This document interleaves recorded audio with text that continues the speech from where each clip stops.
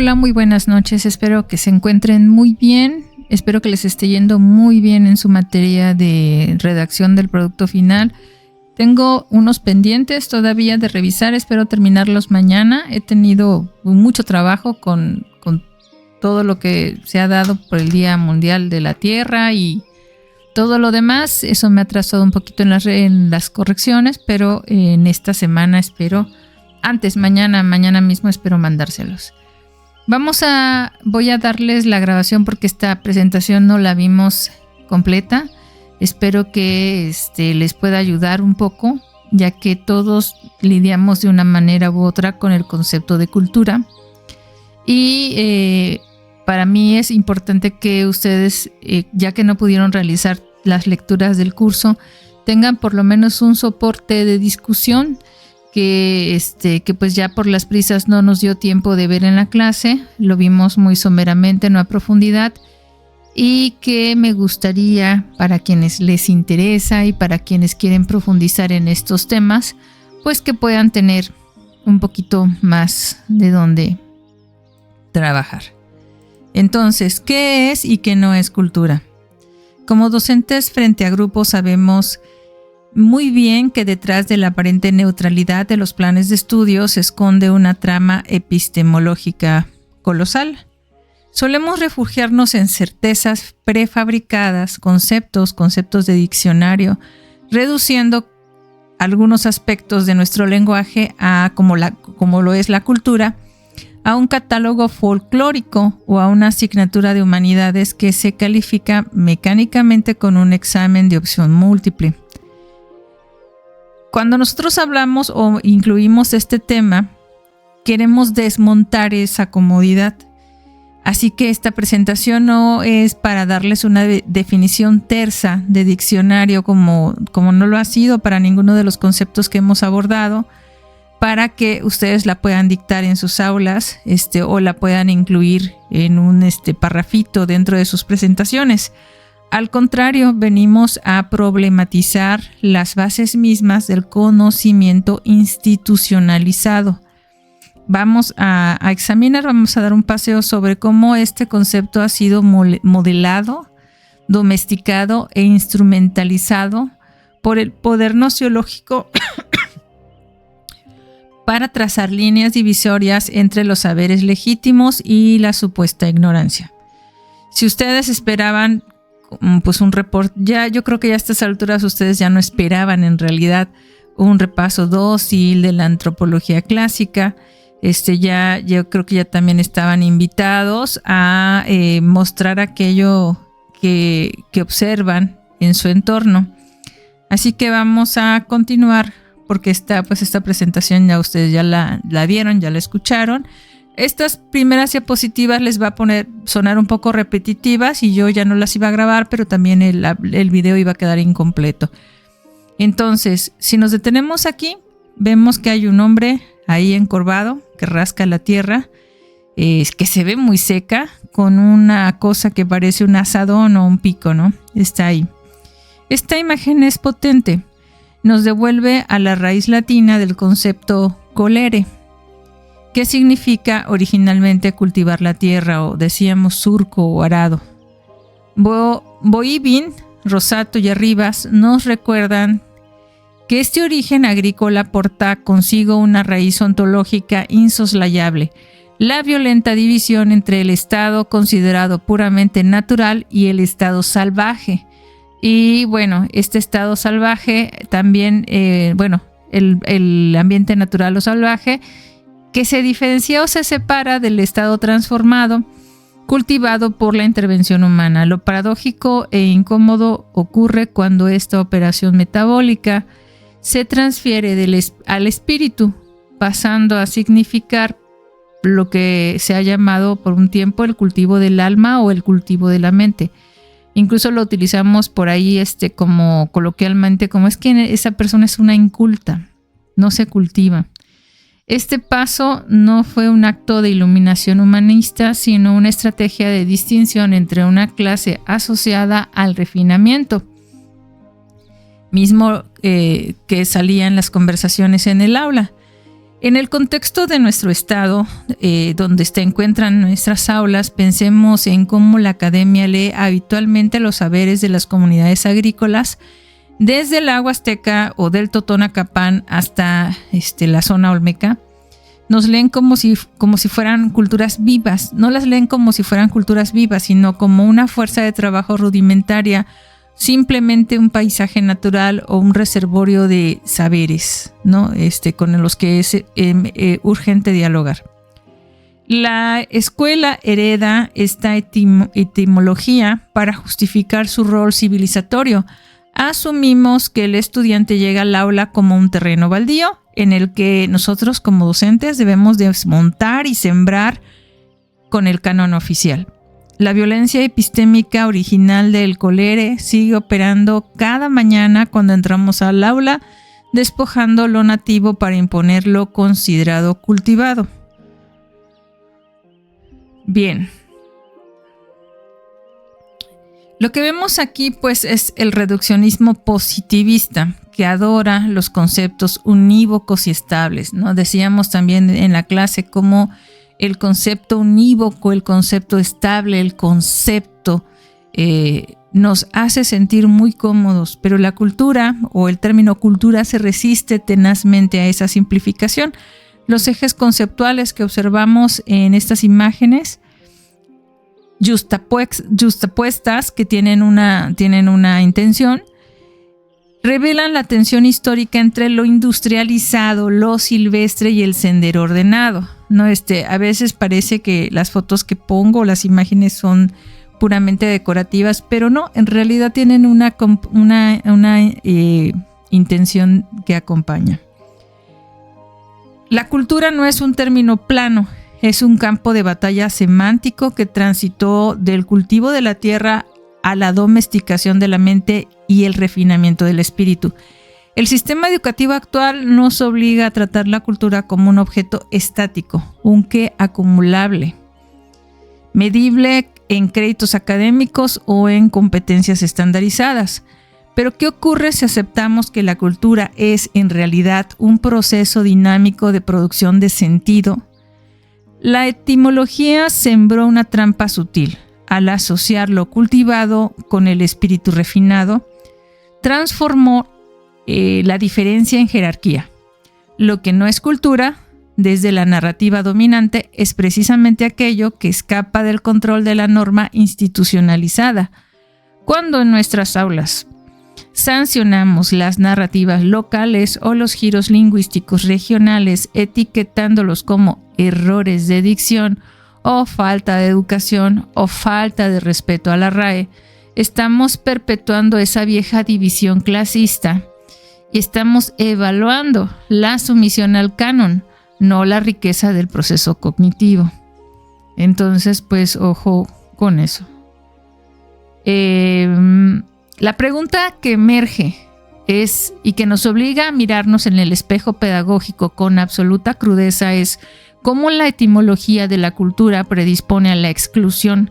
Al rastrear el paso del cultivo agrícola al cultivo mental, descubrimos que la escuela se fundó sobre una premisa segregadora: la existencia de lo oculto frente a lo inculto, de lo civilizado frente a lo primitivo.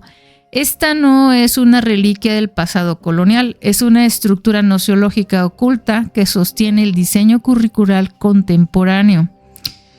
Ahí uno de los objetivos de traerlo a la clase, no solamente como un capricho epistémico, sino que como doctorantes y docentes debemos a veces detenernos y preguntarnos cuántas veces hemos utilizado de forma consciente o inconsciente la etiqueta del alumno rezagado o sin bases como un sinónimo elegante de inculto.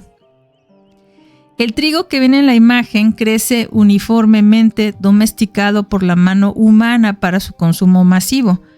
Así funciona la matriz escolar. Premia la homogeneidad y castiga la maleza de la diversidad. Cuando definimos el éxito escolar a través de exámenes estandarizados que ignoran las tramas socioculturales, que además, si nos vamos a lo local, podemos ver que Veracruz es tan diverso, que cada punto tiene sus propias características, estamos usando la vieja taxonomía civilizatoria para etiquetar a nuestras y nuestros estudiantes marginados como sujetos que no han alcanzado el refinamiento cognitivo que es exigido en el contexto, ¿no? La etimología entonces opera como un grillete epistemológico. Y aquí está la primera definición de la que nosotros abordamos en clase.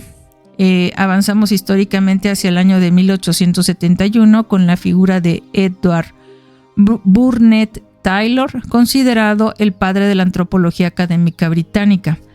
Taylor acuña una definición que transformaría las ciencias sociales condensada en la famosa fórmula del todo complejo. Para él, la cultura engloba conocimientos, creencias, arte, moral, leyes, costumbres y hábitos adquiridos por el ser humano tanto como un miembro de la sociedad, ¿no? Principalmente. A simple vista, el texto parece un avance demócrata y ecuménico, pues rescata dimensiones, la dimensión colectiva y la dimensión social que tanto nos interesa y que nos interesa integrar en nuestras aulas, de los procesos humanos, alejándose de la idea decimonónica de que la cultura pertenecía exclusivamente a las élites operísticas europeas. Las manos que se observan en la pantalla, ejecutando ritmos con instrumentos tradicionales, encarnarían perfectamente en este todo complejo de saberes compartidos. Sin embargo, la mirada de la pedagogía crítica nos obliga a leer entre líneas. La palabra clave aquí es adquiridos. Al conceptualizar la cultura como una posesión que se adquiere socialmente, este señor Taylor abre la puerta para que el pensamiento positivista intente cuantificar dicha adquisición. La escuela adoptó esta visión descriptiva, pero la mercantilizó, asumiendo que el aula es el único mostrador legítimo donde el estudiante puede adquirir los hábitos valiosos, desahuciando el aprendizaje comunitario.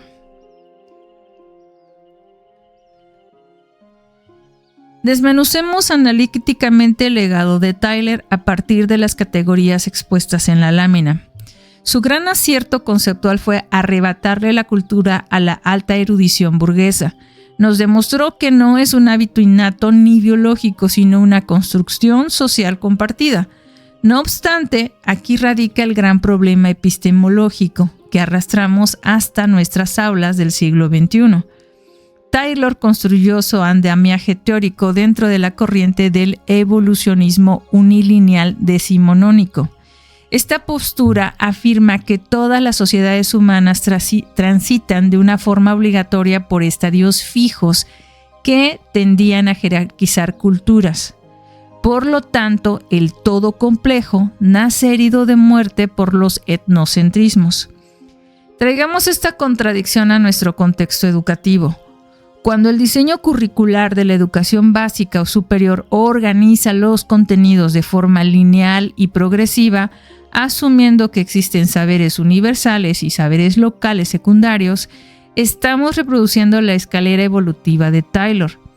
Evaluamos bajo la premisa inconsciente de que el pensamiento científico occidental es el estadio superior del espíritu, mientras que los saberes populares de nuestras comunidades son meras etapas previas que el alumno debe superar para civilizarse. No hay cabida, no nos entrenaron para identificarlos y por lo tanto los desconocemos en el aula, incluso cuando se hacen evidentes. La interrogante que domina esta diapositiva sintetiza el nudo crítico del pensamiento antropológico clásico. ¿En qué medida la amplitud descriptiva de Taylor enmascara un proceso etnocéntrico? La respuesta es contundente. El evolucionismo del siglo XIX no era una teoría científica neutral, sino la justificación nociológica de la ideología nociológica e ideológica del imperialismo británico. Al clasificar las culturas en una escala de menor a mayor desarrollo, se legitimaba la intervención civilizatoria sobre los pueblos colonizados. Ahora, traslademos este mecanismo a nuestra práctica docente cotidiana. Cuando aplicamos instrumentos de evaluación estandarizados, diseñados desde escritorios centralizados, estamos actuando como los etnólogos victorianos del imperio. Medimos el desarrollo cognitivo de un estudiante plurilingüe o de una zona rural, yo siempre menciono en la clase, ¿no?, del barrio de la Huaca, pero cualquier otra zona rural veracruzana, usando el método de patrón de la racionalidad instrumental urbana. Lo perverso de la definición de Taylor es que, al parecer tan abarcadora y generosa, nos impide ver cómo el acto de enlistar componentes culturales termina por fragmentar la realidad vivida. La escuela se convierte en una aduana colonial que decide qué partes de ese todo complejo entran al registro de las calificaciones oficiales y también cuáles van a quedar proscritas al reino de la subalteridad nosológica. Ya hablábamos también de, pues de lo complicado que son las definiciones de organismos internacionales. Damos un salto cualitativo hacia esto es modernidad burocrática internacional. La lámina nos sitúa en 1982 en la Declaración de México durante la Mondiacult de la UNESCO. Aquí es donde se decreta que la cultura es el conjunto de rasgos distintivos, espirituales, materiales, intelectuales y afectivos que caracterizan a una sociedad o a un grupo social, englobando modos de vida, derechos fundamentales, valores, tradiciones y creencias. Esta imagen, pues bueno, esto nos lleva a pensar en muchas cosas. Por ejemplo, acá tenemos esta imagen o esta figura, esta fotografía de los campos cultivados de arroz, donde nos presenta o podemos tener una metáfora de esta aparente armonía global. Desde la consultoría en pedagogía crítica debemos desmitificar esta narrativa corporativa. La UNESCO realiza una operación de maquillaje epistémico al intentar abarcarlo absolutamente todo con el lenguaje políticamente correcto y terso. Neutraliza el conflicto social, la lucha de clases intrínsecas a la producción cultural, entre muchos otros aspectos que están asociados a la cultura en la vida real, que no es homogénea. Aunque queramos decir que todo es cultura, pues sabemos que la vida no se da de manera homogénea en el globo. El discurso multicultural de los organismos multilaterales celebran la diversidad siempre y cuando sea inofensiva, folclórica y no altere las estructuras económicas globales. En nuestras instituciones educativas, esta definición se traduce al multiculturalismo de un festival y lo podemos leer casi en cualquier declaración docente. Nos encanta celebrar el Día de Muertos, ¿no? Fue inevitable en clase cuando empezamos a hablar de cultura que no nos fuéramos al Día de Muertos o incluso a los bailables regionales, ¿no? Salió por ahí algunas anécdotas de familiares que danzan o bailan, porque cuando hablamos de cultura se nos invita a hacer esas viñetas. Pero seguimos expulsando de las aulas a las epistemologías locales cuando éstas exigen cuestionar el orden punitivo del examen.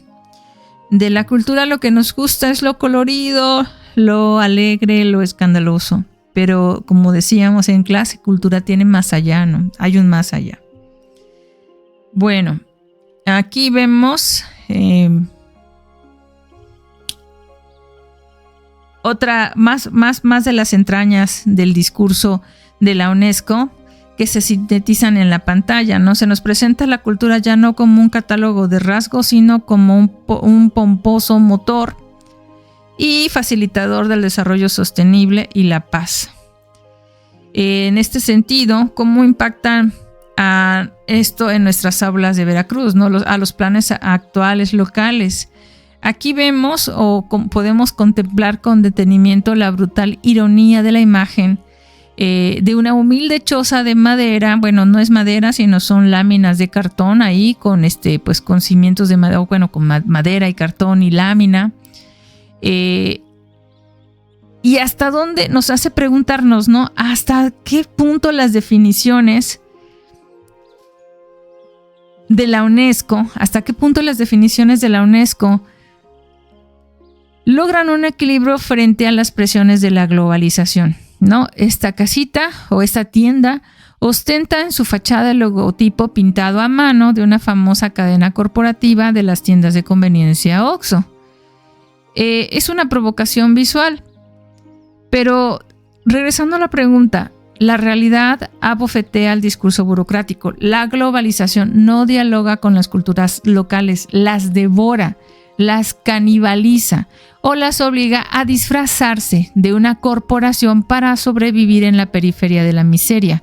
Esta tiendita Oxxo artesanal es el síntoma de una esquizofrenia cultural que también habita en nuestras aulas. Desafortunadamente, obligamos a nuestros estudiantes a operar una doble conciencia. Deben mantener sus raíces para la foto institucional de la diversidad, pero deben adoptar la estructura cognitiva homogénea del capitalismo cognitivo para no ser reprobados.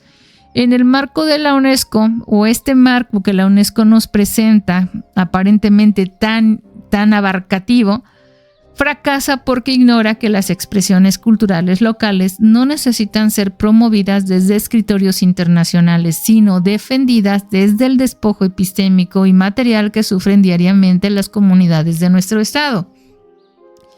Y aquí nos vamos a detener un poquito para confrontar un acto que parece más violento, punitivo y normalizador de la vida cotidiana, que es el diseño de aplicación de evaluaciones de aprendizaje.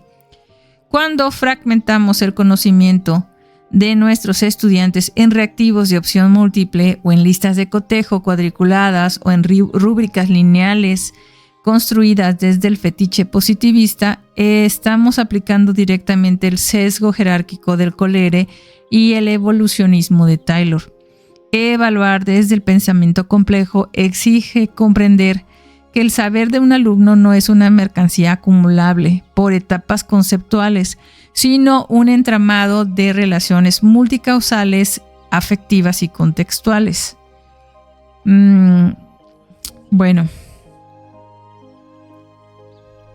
podemos seguir criticando también, podemos seguir haciendo una crítica. Esta lámina nos introduce formalmente en la arquitectura legal de este desencanto.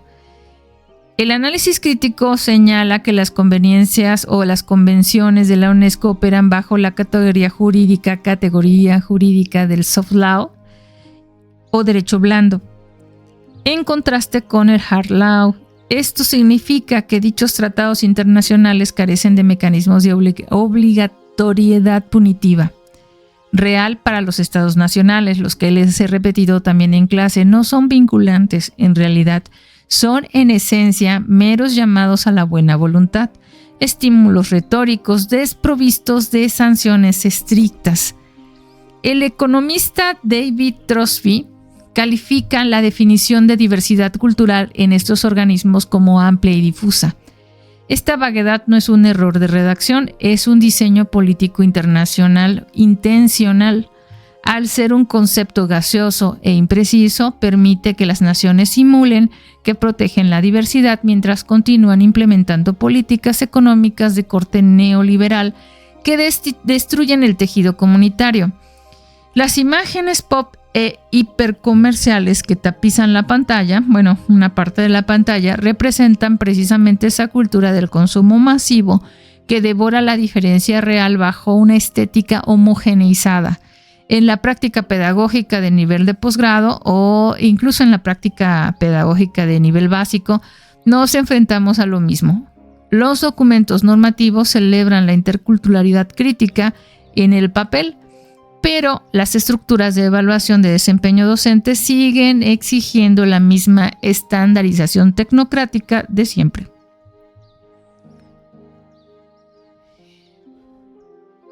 Bien, Entonces, continuamos con los conceptos y cuando llegamos aquí, se nos presenta un nudo de la geopolítica del conocimiento que define la problemática cultural en el plano internacional. La lámina nos expone que la definición y la promoción de la cultura nunca constituyen un acto neutral ni desinteresado.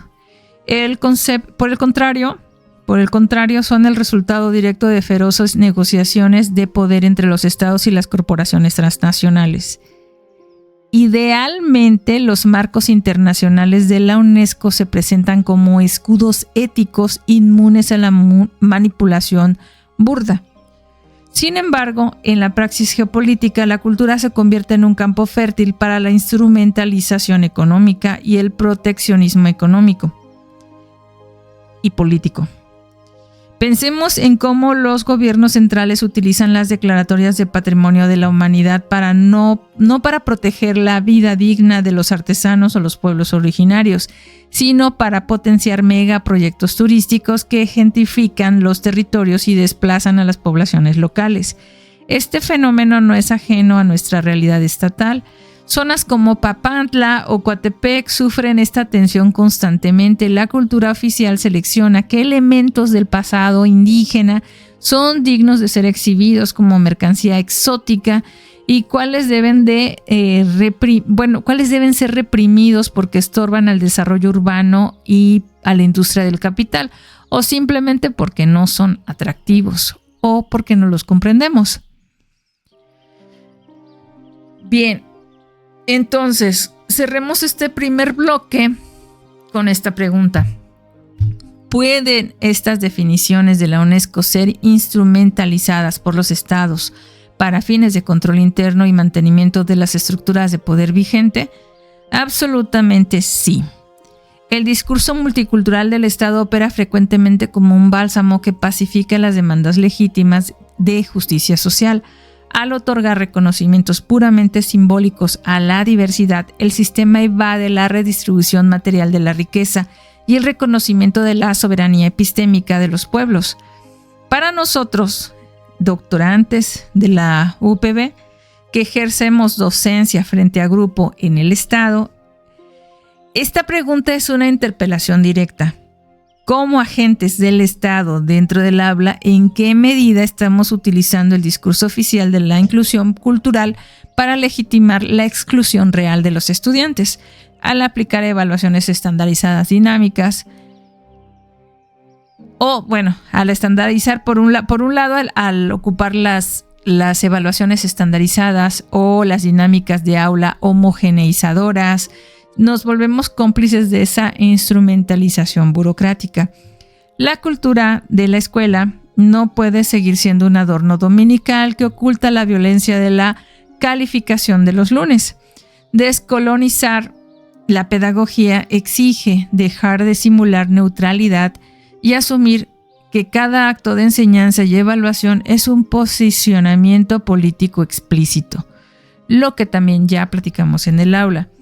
Y entonces yo esperaría que en este momento ustedes ya puedan comprender un poco más por qué la crítica cuando ustedes toman definiciones que son canónicas, pero desde el punto de vista burocrático, ¿no? La UNESCO no es una entidad académica, es principalmente burocrática y responde, como otras muchas que luego citamos, cumbres, eventos políticos, son eventos políticos. Nosotros debemos problematizar nuestras definiciones porque estamos viendo que detrás tienen un sesgo tremendo que debemos tratar de evitar se filtre también en nuestros trabajos de tesis.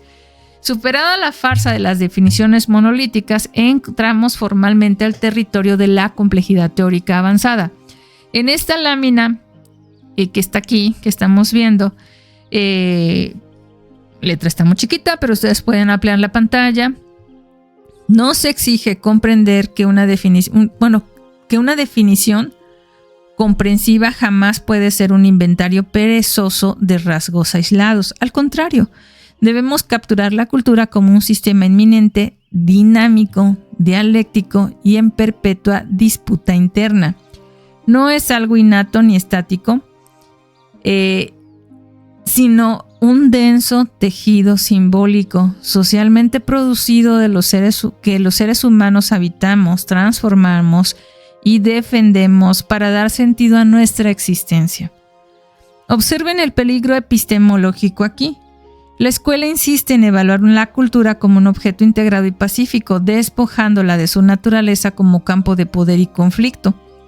Cuando una docente califica a sus estudiantes basándose en competencias estandarizadas, asume una cultura monolítica y no disputada. Pero la cultura es la arena viva donde se pelea el significado del mundo. Reducirla a contenidos fijos para rellenar un plan de estudio es vaciarla de su potencia transformadora e identitaria.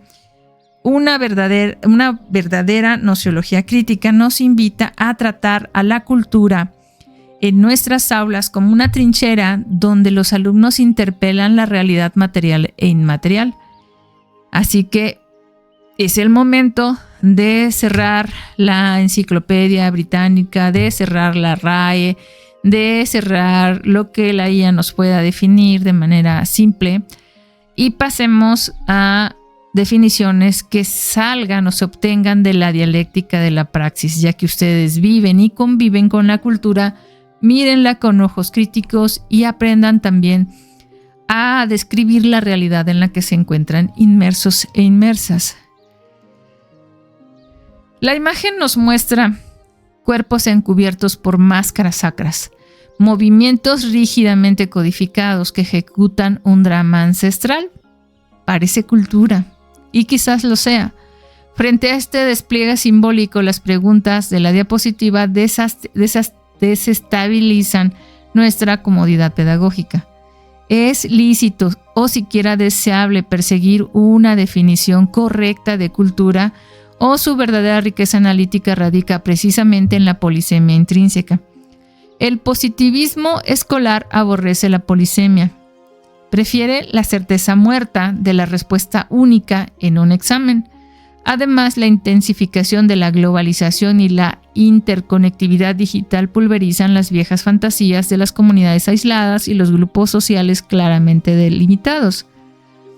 Hoy un joven en el puerto de Veracruz o en la Sierra de Songolica reconfigura su identidad cruzando tramas locales con flujos algorítmicos globales de TikTok o de YouTube.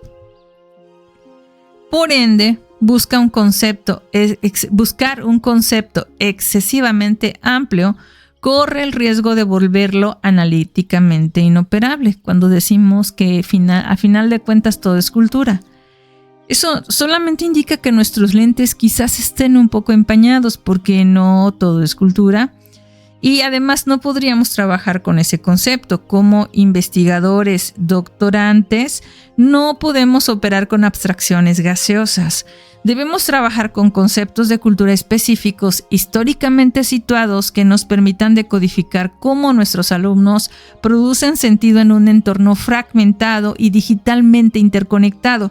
La cultura no es un mapa fijo, es una colisión de flujos desafiantes.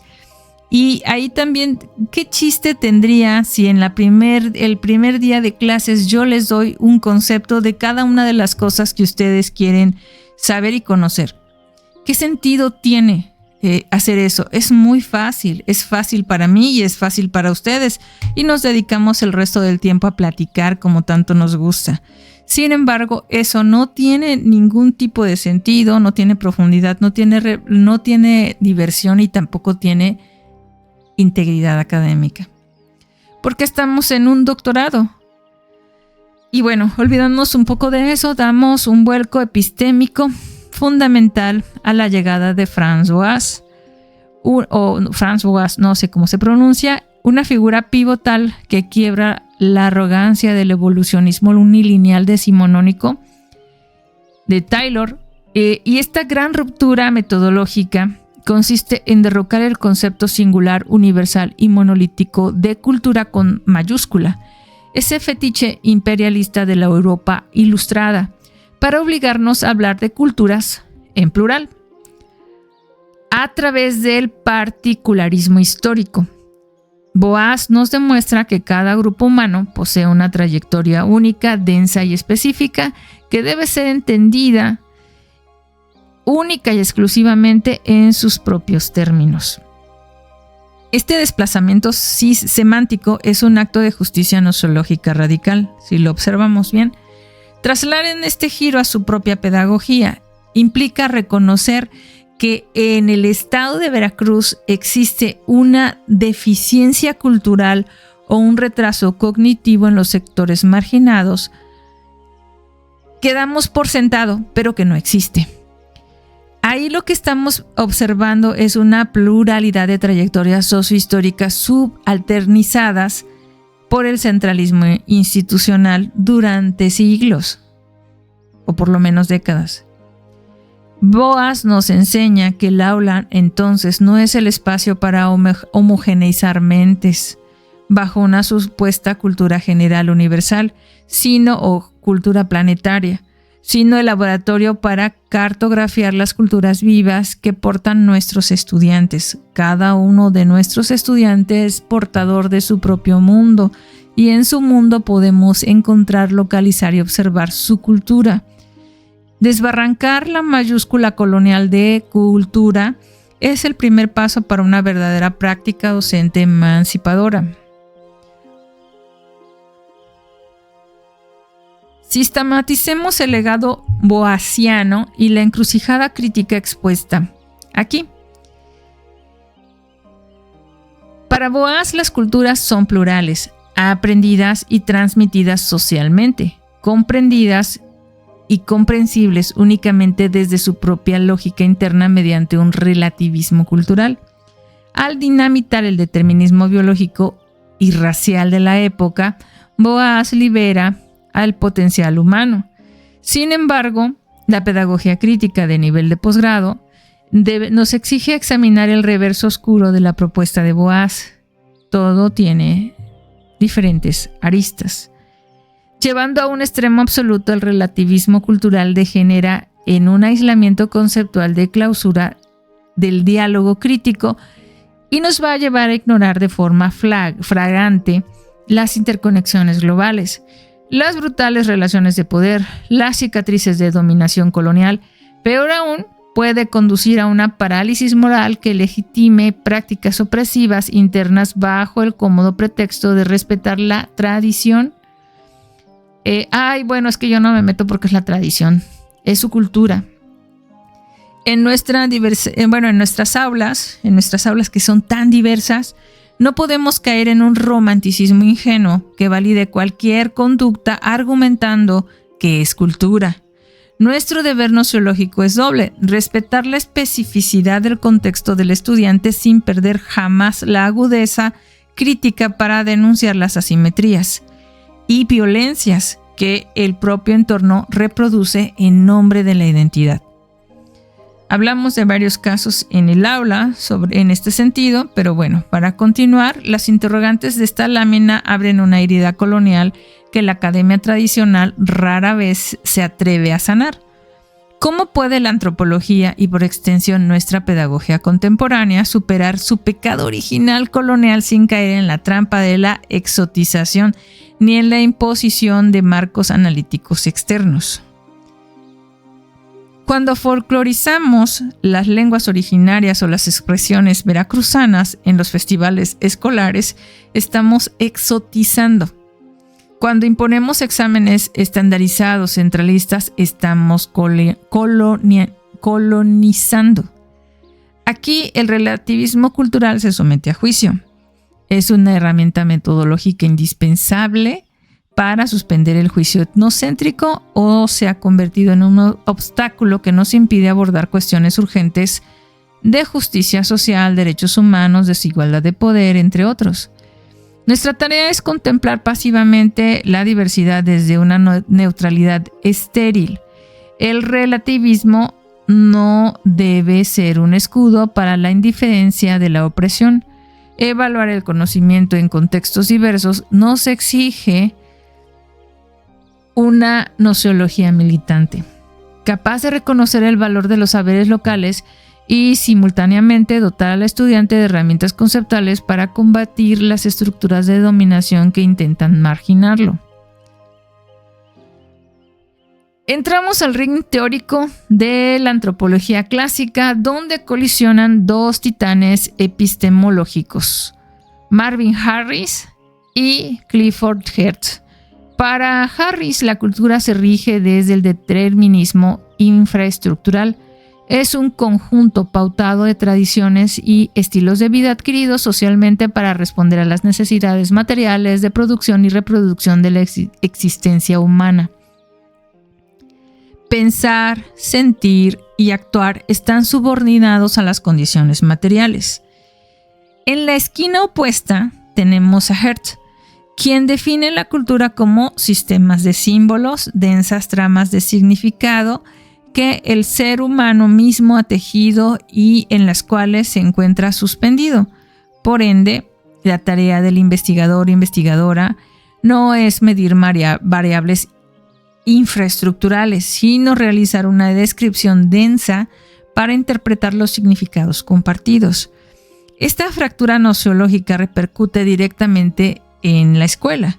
Evaluamos la cultura escolar desde el materialismo, analizando cómo las carencias de infraestructura física condicionan el aprendizaje en Veracruz, o evaluamos desde el simbolismo, interpretando los rituales y significados de las comunidades.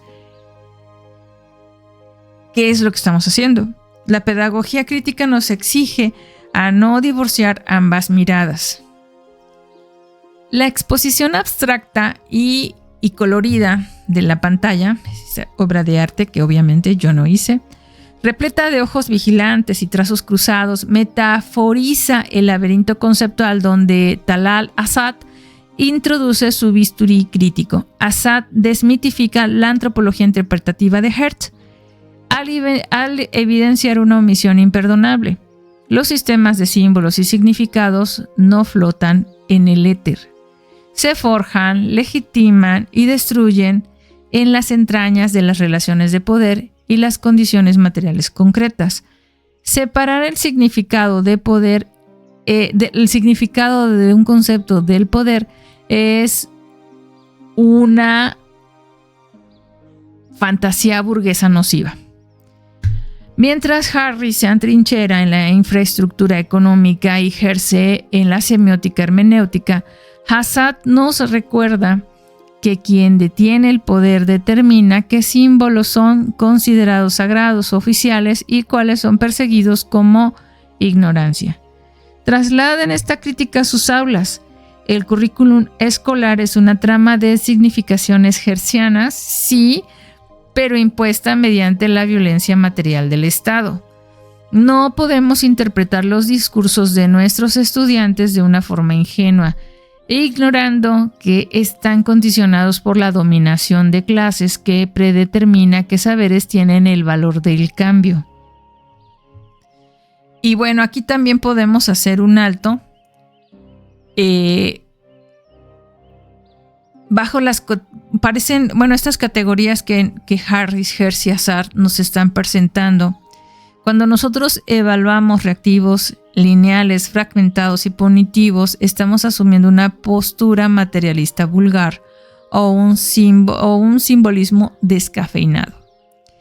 Creer ingenuamente que un número del 1 al 10 puede capturar la trama de significaciones del desarrollo cognitivo de un ser humano, pues es una ceguera total y una ilusión. El positivismo escolar reduce la complejidad del pensamiento a un inventario de conductas observables, premiando la reproducción mecánica de datos y penalizando la hibridación o la divergencia del sentido.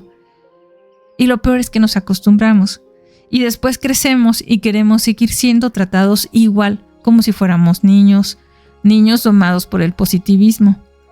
Les pregunto, ¿cómo se atreve alguien a evaluar el saber de sus estudiantes ignorando la advertencia de Talat Asad sobre las relaciones de poder intrínsecas a la legitimación del conocimiento?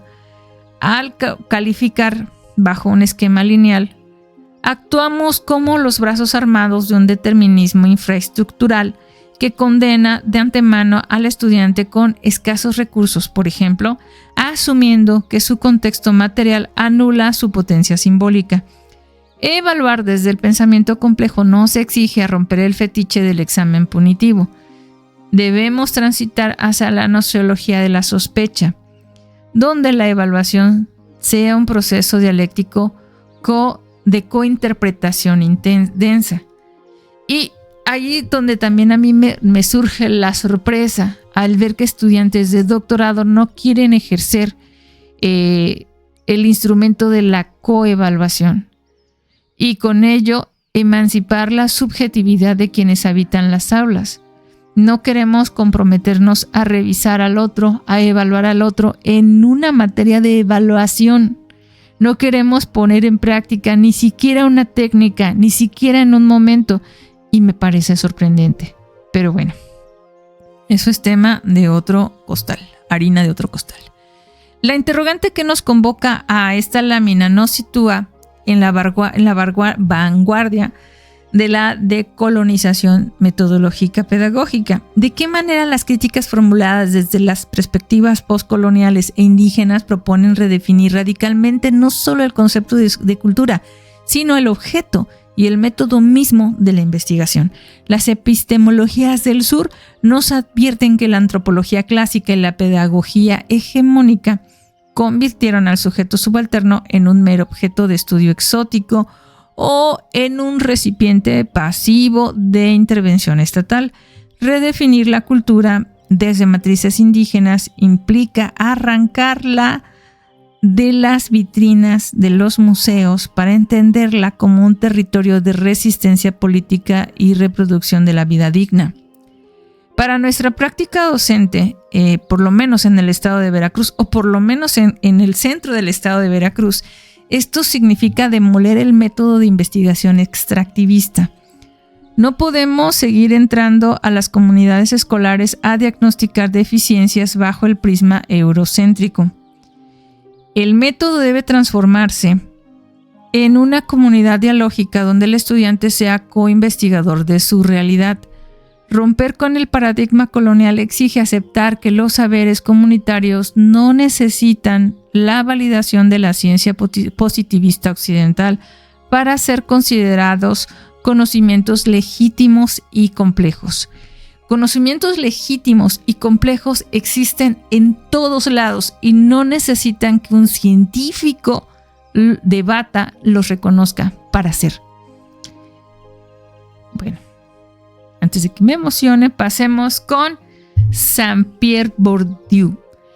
Este es el territorio de la sociología crítica, cuyo rostro en blanco y negro, que aquí vemos al buen Bourdieu, domina la pantalla. Bourdieu realiza una operación nociológica brillante. Se niega a entregarnos una definición formal, idílica o abstracta de cultura en sí misma. En su lugar, disecciona con precisión quirúrgica su funcionamiento social como sofisticado mecanismo de dominación, distinción y estratificación. Para ello, acuña una tríada conceptual de enorme potencia: capital cultural, hábitus y campo. La cultura deja de ser una cuestión de iluminación espiritual o de mero buen gusto innato para revelarse como una forma de poder simbólico implacable que reproduce las desigualdades de clase. Desmitifiquemos la narrativa corporativa que vende el acceso a la alta cultura como un vehículo automático de movilidad social. Bourdieu nos demuestra que la escuela no es neutra. Es un mercado lingüístico y cultural que cotiza a la alza las competencias de las clases dominantes, mientras devalúa el capital cultural heredado por las clases trabajadoras. Profundicemos en la maquinaria conceptual de Bourdieu. La cultura funciona socialmente como un campo de lucha, un espacio de juego asimétrico donde el capital cultural, esos conocimientos, títulos, competencias, cantidad de libros arbitrariamente valoradas, y el hábitus, las disposiciones corporales e intelectuales internalizadas desde la cuna, determinan el éxito o el fracaso social. La alta cultura no posee una superioridad estética intrínseca. Su valor es puramente social, es una moneda de distinción para transformar las fronteras de clase. Como docentes, esta es una bofetada teórica. La escuela funciona como una maquinaria de legitimación, ya lo dijimos, de las desigualdades. Cuando exigimos formas específicas de hablar, referencias lingüísticas ajenas al contexto de nuestros estudiantes, estamos evaluando el hábitus de clase, no su inteligencia. Premiaremos a quienes ya traen el capital cultural desde su hogar burgués y castigaremos con la reprobación a quienes portan un hábitus comunitario. La evaluación escolar, lejos de medir el aprendizaje objetivo, opera como un escáner de origen socioeconómico y tendemos a evaluar mucho mejor a aquellos que cuentan ya con más recursos. Y bueno, ahí podríamos profundizar muchísimo más. La pregunta que emerge nos traslada ya al siglo XXI, obligándonos a actuar actualizar este andamiaje burdusiano, ¿cómo le llamaríamos? Con urgencia. No quiero decir que Don Bourdieu ya se nos haya quedado obsoleto, para nada, nunca jamás. Pero podemos preguntarnos cómo ha devaluado o evolucionado el capital cultural en el contexto de la globalización, la digitalización y las nuevas formas de distinción social que emergen en las redes sociales. El campo de batalla ya no se limita a los museos, a los títulos universitarios tradicionales. Hoy se libra en las pantallas de los teléfonos inteligentes de nuestros estudiantes. Los algoritmos de las plataformas configuran nuevas formas de distinción social donde el capital cultural se hibrida con el capital de atención y del dominio de la estética performativa efímera. El hábitus digital de la juventud actual desafía la rigidez de la escuela tradicional. Sin embargo, las estructuras de poder permanecen intactas. Las corporaciones tecnológicas monopolizan la producción del sentido. Comprender estas nuevas distinciones digitales es necesario para no seguir evaluando con los parámetros obsoletos de la imprenta decimonónica a una generación cuya subjetividad se produce en flujos hipertextuales globales.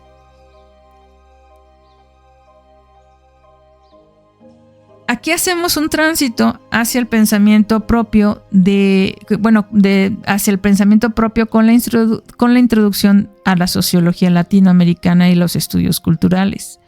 Nuestra sociología regional no nació en la comodidad de una torre de marfil europea.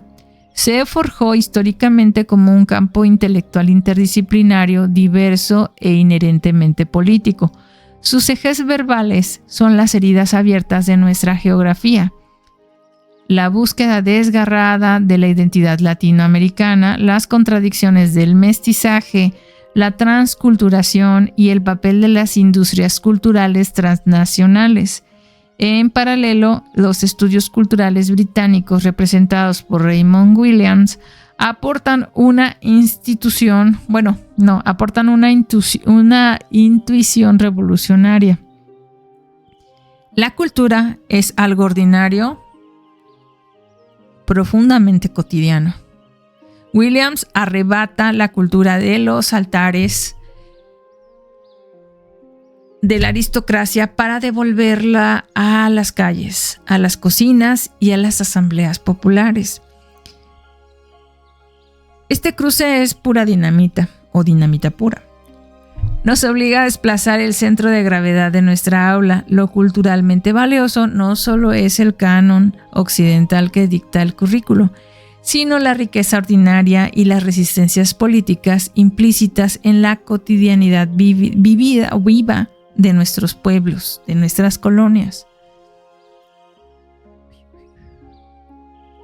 Consolidemos entonces esta parte con Néstor García Calcini,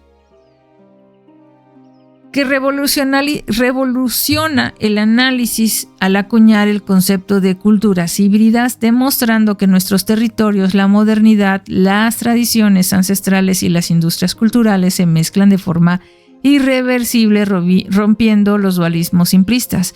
Esta perspectiva son urgentes porque analizan a la cultura en contextos marcados por el postcolonialismo, la dependencia económica y las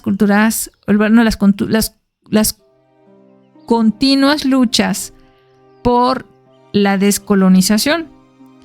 Stuart Hall, desde los estudios culturales, complementa esta visión al definir lo cultural como aquel flujo de significados que establece un puente entre el mundo material y el simbólico, donde ocurre el lenguaje, el pensamiento y la comunicación. En conclusión, todas las acciones humanas son profunda y radicalmente culturales. Como doctorantes ya no tenemos excusas conceptuales. Las aulas son zonas de contacto híbridas donde colisionan la dependencia material, la urgencia decolonizadora, una y otra vez, constantemente. Evaluar bajo un esquema monolítico en un continente híbrido es un acto de ceguera epistémica que perpetúa el yugo colonial.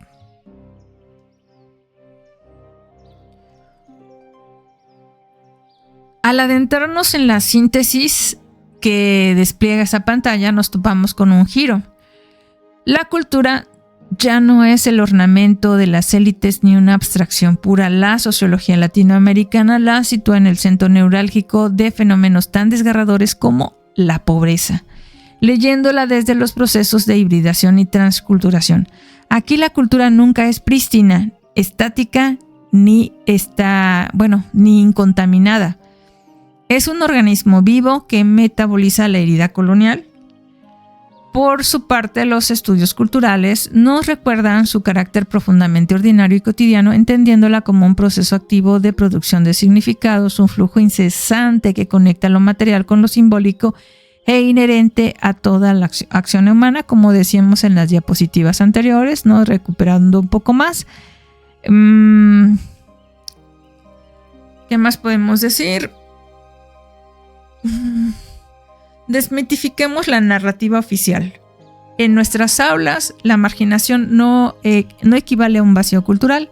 Un estudiante de una colonia periférica o de acá de la Perseverancia o de cualquier otra comunidad del puerto de Veracruz o de Paso del Toro o de San Andrés no carece de herramientas cognitivas. Al contrario, su cotidianidad es un denso laboratorio de significados disputados y de estrategias de supervivencia simbólica.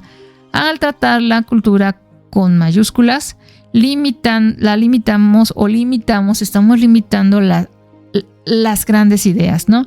Es una estrategia de exclusión clasista que la escuela perpetúa para invisibilizar los saberes populares e históricos de nuestros propios estudiantes. La cultura ocurre en las calles, en la resistencia y en la praxis diaria.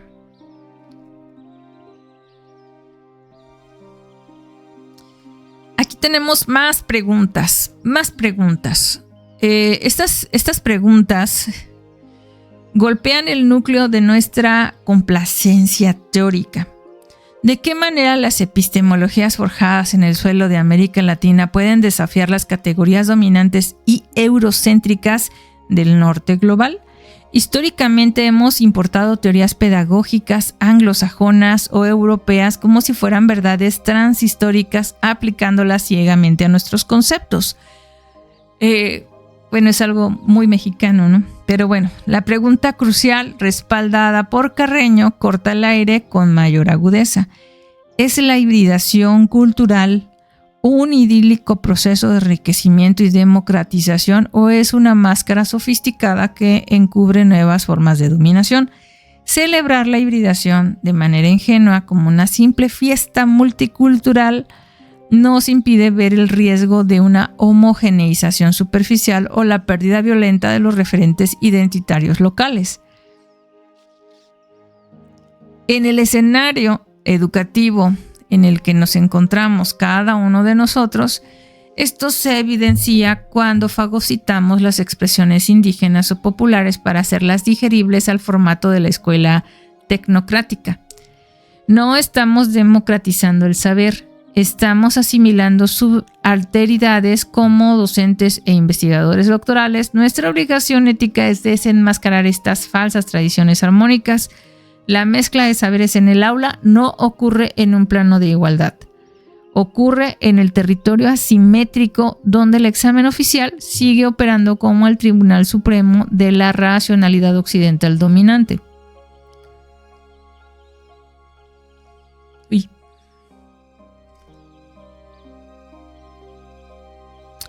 Bien. No sé por qué dice 10, ustedes perdonen, pero bueno. Llegamos entonces a esta sección donde nuestro recorrido conceptual para diseccionar las aportaciones de Stuart Hall y los estudios culturales.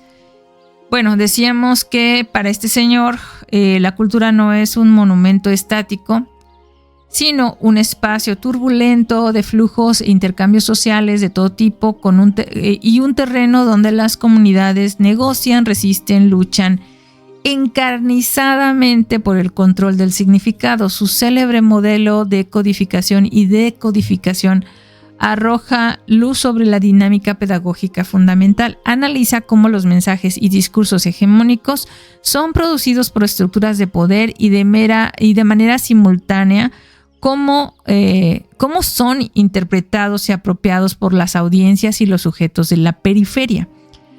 Llevemos esta matriz teórica o este pensamiento directamente al diseño curricular. El sistema educativo codifica un mensaje de una sola vía que define qué es el éxito, ¿no? ¿Qué es el conocimiento valioso? Y cómo debe verse un ciudadano productivo. Sin embargo, cuando este mensaje llega a nuestras aulas, nuestros estudiantes ejecutan un acto de decodificación que no es pasivo. Decodifican desde sus realidades, desde su lenguaje comunitario y desde sus carencias estructurales. La recepción del saber escolar es siempre un acto político de resistencia o asimilación. El aula no es un templo de transmisión lineal, sino una arena de disputa semiótica incesante. Y lo podemos ver en muchas aulas, ¿no? Al parecer queremos una linealidad, pero la linealidad tiende a aburrir. Finalmente sentimos que algo más nos faltó y estamos en una constante insatisfacción porque no nos gusta el pensamiento complejo y los materiales que el pensamiento complejo produce, pero no nos gusta cómo las incertidumbres que el pensamiento complejo tiene en nuestras evaluaciones. Queremos linealidad en unos aspectos, o sea, queremos esta cultura híbrida en nuestras aulas, donde tenemos cosas que no se llevan bien, pero que nos hacen sentir muy cómodos. Bueno, llegamos a esta diapositiva. Yo creo que ya casi vamos a hacer un corte porque ya me cansé. Aquí podemos observar que la síntesis aquí es una síntesis. Nos está obligando a someter a los propios estudios culturales a un riguroso juicio. Si bien su gran virtud fue demoler la jerarquía estética artificial entre la alta cultura y la cultura popular, asumiendo lo masivo como trinchera política, hoy sufren de severas contradicciones. La pensadora latinoamericana Nelly Richard denuncia con lucidez el peligro de la institucionalización académica como una teoría nacida para la insurrección.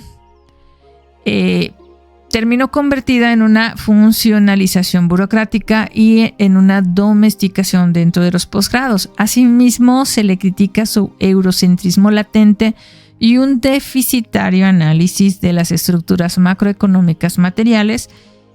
Las preguntas finales de la lámina tocan la fibra más sensible de nuestra práctica.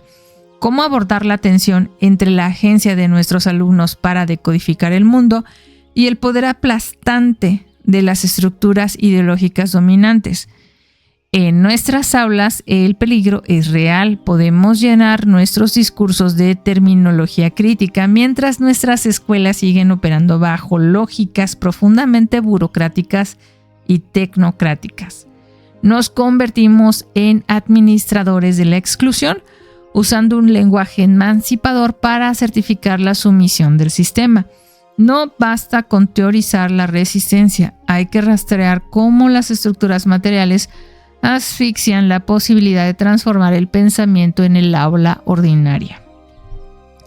Hagamos un alto total de la maquinaria teórica para examinar cómo se ejecuta, o qué ejecutan cuando asignan calificaciones basadas en lógicas que mercantilizan el saber.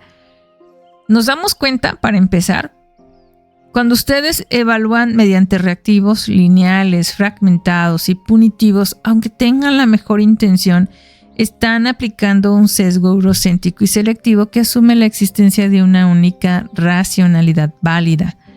Creemos ingenuamente que un número o un reactivo de opción múltiple puede capturar la trama de significantes y el proceso activo de producción de significado del ser humano. Hemos dicho que en la escuela o en el aula se cede, es una negociación. Les pregunto entonces, ¿cómo nos atrevemos a evaluar el saber ignorando la advertencia de Nelly Richards sobre la funcionalización burocrática del conocimiento dentro de las instituciones? Al calificar bajo el esquema lineal y descontextualizado, actuamos como los brazos armados, ya dijimos anteriormente, de una estructura ideológica que condena de antemano a un estudiante. Bueno, seguimos aquí. Iniciamos un nuevo bloque, pero yo creo que por hoy lo vamos a dejar aquí. Vamos a continuar a partir de esta diapositiva, que es la diapositiva número 31, en nuestra siguiente encuentro. Espero mañana para ir desarmando. Yo me disculpo con ustedes porque yo he sentido que quisieran tener este concepto de cultura que la RAE considera aceptable. Pero es una basura, o sea, no nos sirve, no nos funciona. Y dicen 31 diapositivas y no me ha dicho que es y que no es cultura. Lo siento, no es posible, no hay manera. Por eso esta presentación es de permanencia voluntaria. Espero que a algunos de ustedes, que a todos y todas les sirva, porque no crean que esto es muy sencillo de hacer, pero principalmente les motive a que no van a poder poner todo esto en un texto, ¿no? No vamos a poder poner toda esta reflexión en un artículo de investigación o en nuestro marco teórico de la tesis. Sin embargo, nos va a ayudar a delinear nuestros propios conceptos de manera situada desde una amplitud, desde una reflexión amplia. Nos va a llevar a cuestionar cada una de las palabras que nosotros colocamos en ese concepto que finalmente nos van a solicitar y nos vamos a ver forzados a generar. Por mi parte, yo no creo que jamás escriba yo un concepto breve de nada, porque me cuesta mucho trabajo entender el lenguaje con esa simplificación. Cada una de las cosas que nosotros escribimos, decimos, tiene un trasfondo gigantesco, y simular o fingir que no es así nos estaría dando una nociología de la simplicidad, de la superficialidad, de lo que no vale la pena ni siquiera poner.